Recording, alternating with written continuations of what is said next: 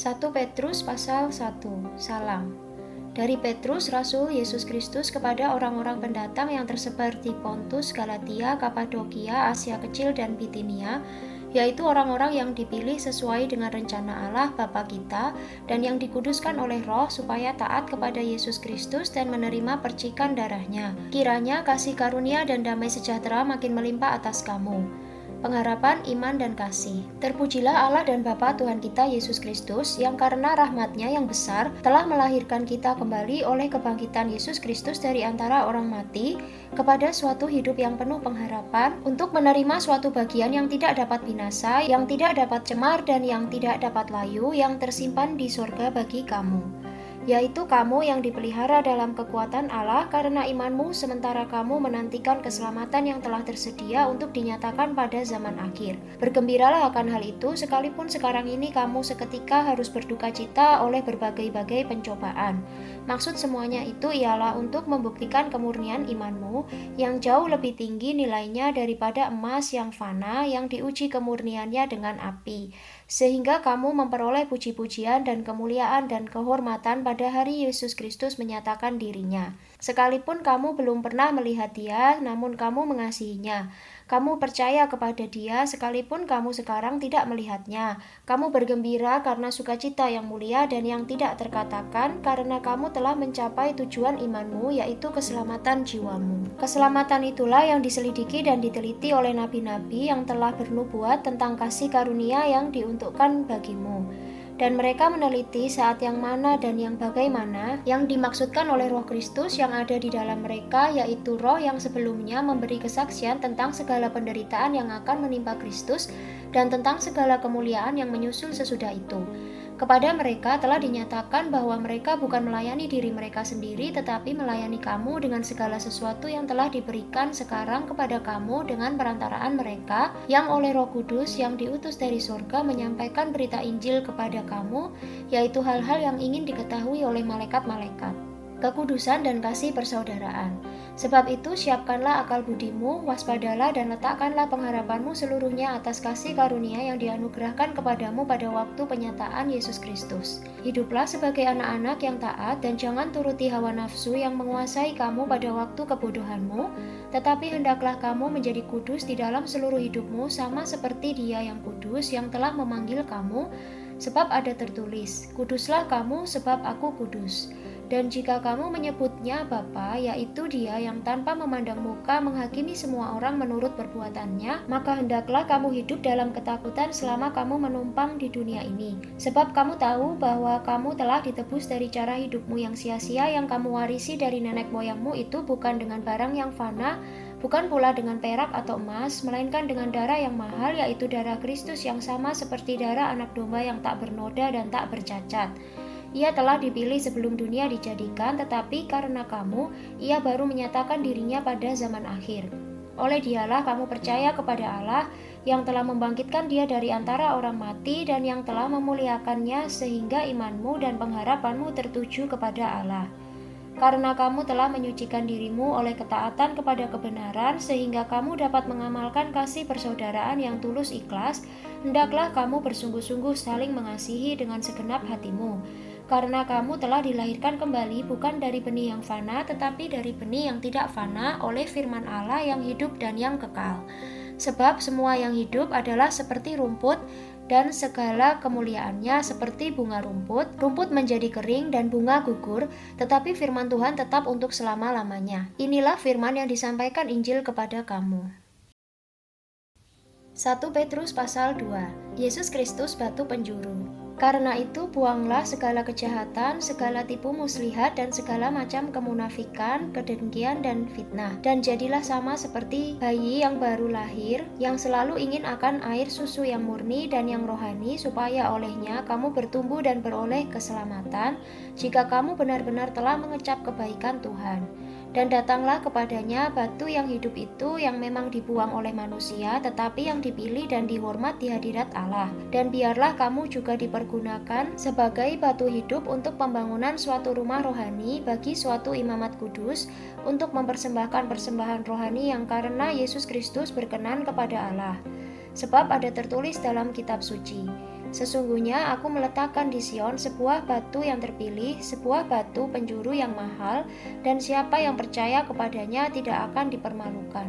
Karena itu bagi kamu yang percaya ia mahal, tetapi bagi mereka yang tidak percaya, batu yang telah dibuang oleh tukang-tukang bangunan telah menjadi batu penjuru, juga telah menjadi batu sentuhan dan suatu batu sandungan.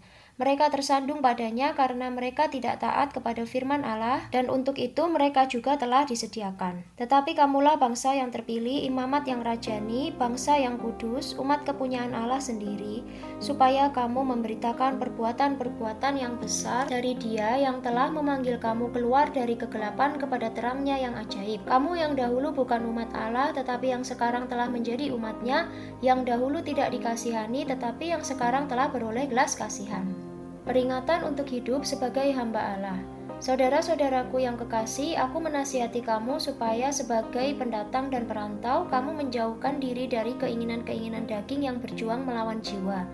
Milikilah cara hidup yang baik di tengah-tengah bangsa-bangsa bukan Yahudi, supaya apabila mereka memfitnah kamu sebagai orang durjana, mereka dapat melihatnya dari perbuatan-perbuatanmu yang baik dan memuliakan Allah pada hari Ia melawat mereka. Tunduklah karena Allah kepada semua lembaga manusia, baik kepada raja sebagai pemegang kekuasaan yang tertinggi, maupun kepada wali-wali yang diutusnya untuk menghukum orang-orang yang berbuat jahat dan menghormati orang-orang yang berbuat baik. Sebab inilah kehendak Allah, yaitu supaya dengan berbuat baik kamu membungkamkan kepicikan orang-orang yang bodoh. Hiduplah sebagai orang merdeka dan bukan seperti mereka yang menyalahgunakan kemerdekaan itu untuk menyelubungi kejahatan-kejahatan mereka, tetapi hiduplah sebagai hamba Allah.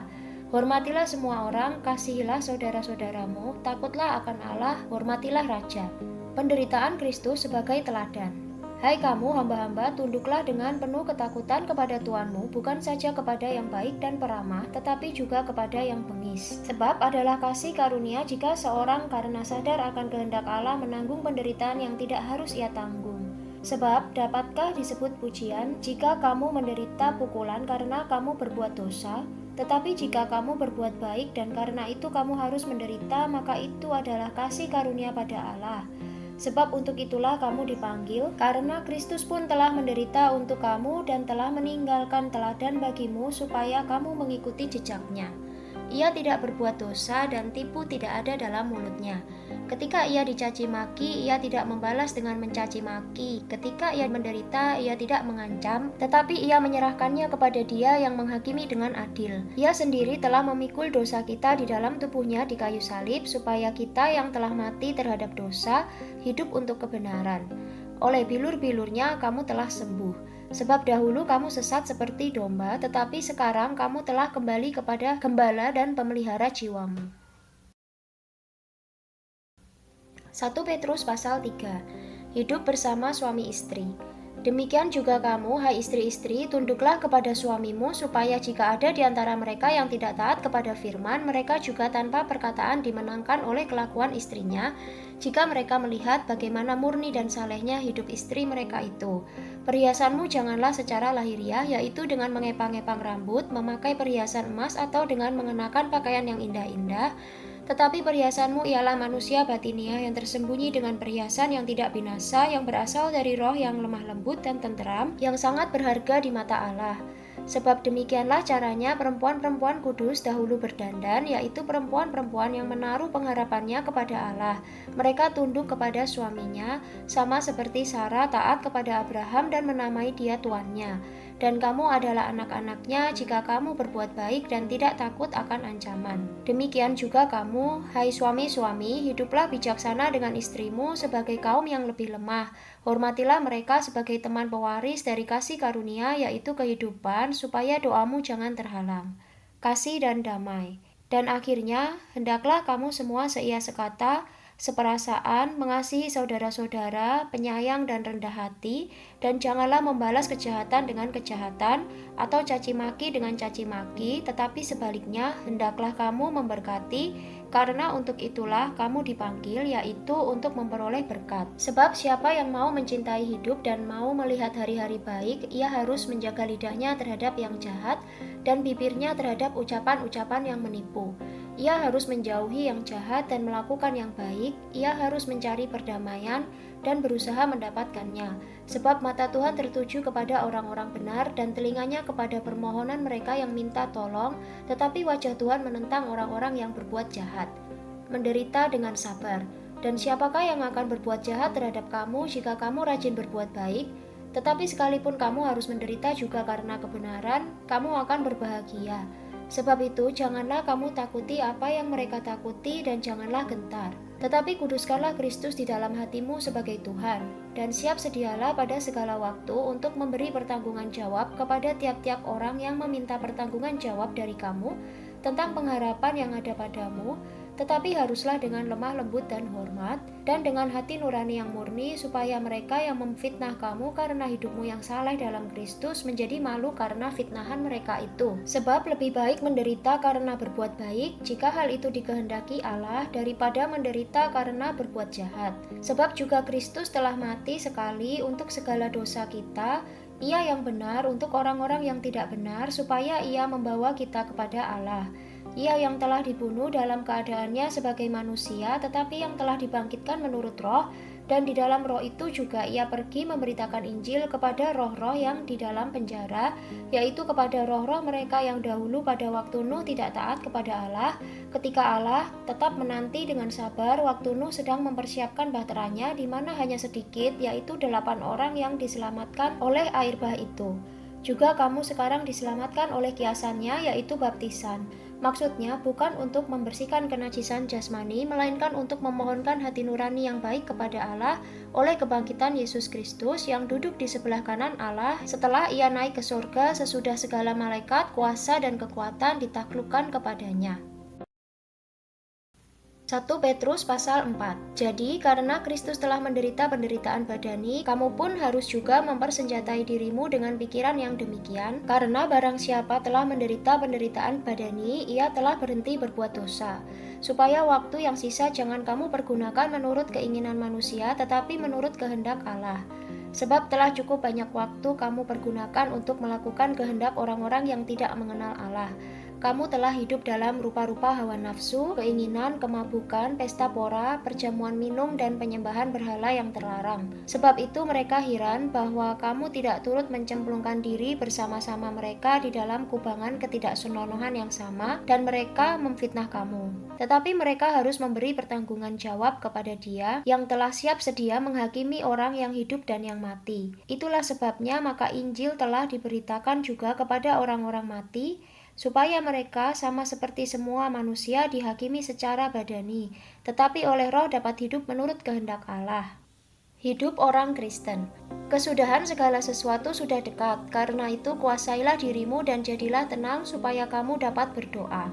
Tetapi yang terutama kasihilah sungguh-sungguh seorang akan yang lain, sebab kasih menutupi banyak sekali dosa. Berilah tumpangan seorang akan yang lain dengan tidak bersungut-sungut. Layanilah seorang akan yang lain sesuai dengan karunia yang telah diperoleh tiap-tiap orang sebagai pengurus yang baik dari kasih karunia Allah. Jika ada orang yang berbicara, baiklah ia berbicara sebagai orang yang menyampaikan firman Allah. Jika ada orang yang melayani, baiklah ia melakukannya dengan kekuatan yang dianugerahkan Allah, supaya Allah dimuliakan dalam segala sesuatu karena Yesus Kristus. Ialah yang empunya kemuliaan dan kuasa sampai selama-lamanya. Amin. Menderita sebagai Kristen. Saudara-saudara yang kekasih, janganlah kamu heran akan nyala api siksaan yang datang kepadamu sebagai ujian, seolah-olah ada sesuatu yang luar biasa terjadi atas kamu. Sebaliknya, bersukacitalah sesuai dengan bagian yang kamu dapat dalam penderitaan Kristus, supaya kamu juga boleh bergembira dan bersukacita pada waktu Ia menyatakan kemuliaannya. Berbahagialah kamu jika kamu dinista karena nama Kristus, sebab roh kemuliaan yaitu roh Allah ada padamu. Janganlah ada di antara kamu yang harus menderita sebagai pembunuh atau pencuri atau penjahat atau pengacau. Tetapi jika ia menderita sebagai orang Kristen, maka janganlah ia malu, melainkan hendaklah ia memuliakan Allah dalam nama Kristus itu. Karena sekarang telah tiba saatnya penghakiman dimulai, dan pada rumah Allah sendiri yang harus pertama-tama dihakimi.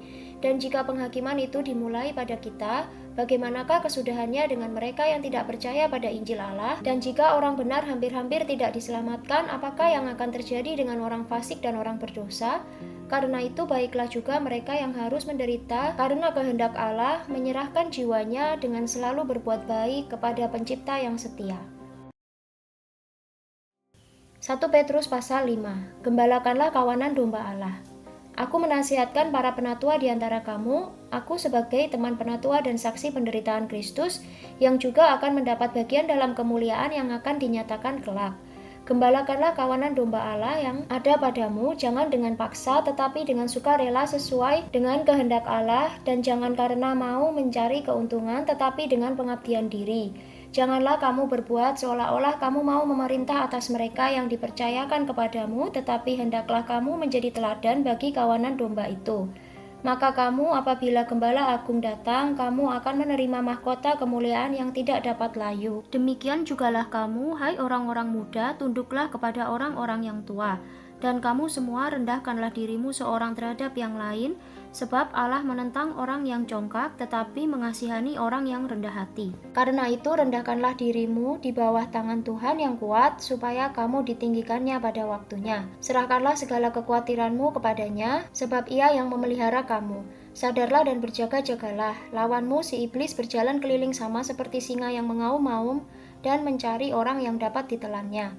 Lawanlah dia dengan iman yang teguh, sebab kamu tahu bahwa semua saudaramu di seluruh dunia menanggung penderitaan yang sama. Dan Allah, sumber segala kasih karunia yang telah memanggil kamu dalam Kristus kepada kemuliaan-Nya yang kekal, akan melengkapi, meneguhkan, menguatkan, dan mengokohkan kamu sesudah kamu menderita seketika lamanya. Ialah yang empunya kuasa sampai selama-lamanya. Amin. Salam. Dengan perantaraan Silvanus yang kuanggap sebagai seorang saudara yang dapat dipercayai, aku menulis dengan singkat kepada kamu untuk menasihati dan meyakinkan kamu bahwa ini adalah kasih karunia yang benar-benar dari Allah. Berdirilah dengan teguh di dalamnya. Salam kepada kamu sekalian dari kawanmu yang terpilih yang di Babylon dan juga dari Markus anakku. Berilah salam seorang kepada yang lain dengan cium yang kudus. Damai sejahtera menyertai kamu sekalian yang berada dalam Kristus. Amin.